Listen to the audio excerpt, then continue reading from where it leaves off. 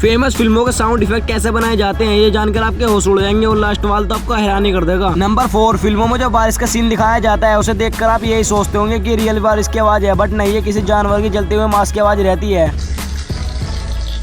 Number 3, फिल्मों में जो फाइट सीन होता है उसमें आपको हड्डी टूटने की आवाज सुनाई देती होंगी, पर वो आवाज सैलरी यानी अजवाइन को तोड़ने की रहती है।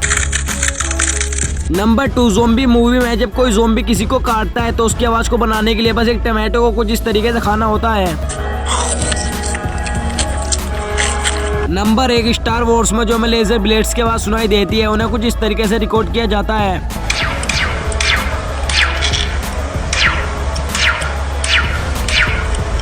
भाई मतलब गजब।